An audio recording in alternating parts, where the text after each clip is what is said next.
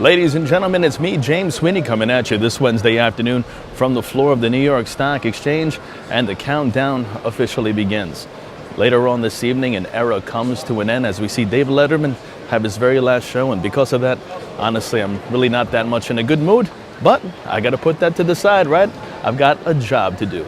And with that stated, it's not quite 4 o'clock yet. Investors, they're attempting to start closing up their books for the day, but we're going to get it started early in celebration of the big event. That's right, guys. You know what time it is. Lift your glass up. It's happy hour here in the Big Apple.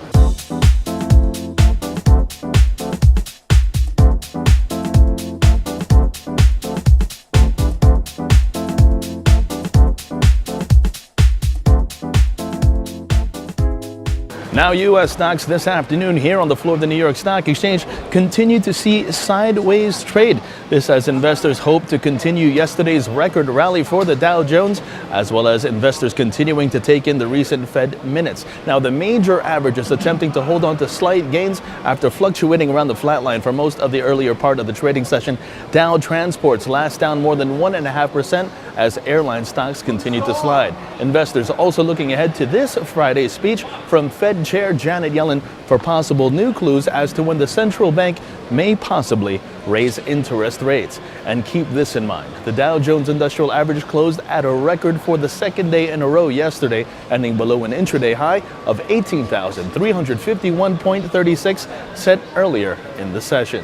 In addition, when you combine the U.S. dollar holding gains against the euro at around 110.90, oil prices pairing earlier gains after weekly oil inventories fell more than expected, and you have yourself a session right now where decliners are just a slight step ahead of advancers right here at the New York Stock Exchange. Let's take a look to see how the markets are shaping up to close out this session and the midway point of the trading week.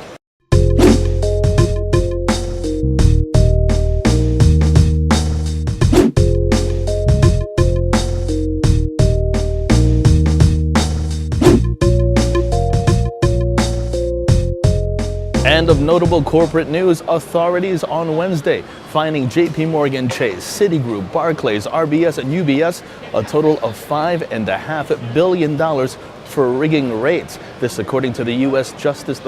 Department of Justice. The U.S. Federal Reserve also fined all 5 banks and Bank of America as well. And keeping on corporate news, Southwest briefly falling more than 8.5% today to lead the laggards after the company said that it expects a decline in passenger revenue per available seat mile for the quarter.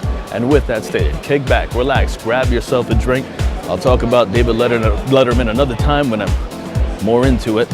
And with that stated, enjoy this evening, ladies and gentlemen, the end of an era. For ModernWallStreet.com, I'm James Swinney.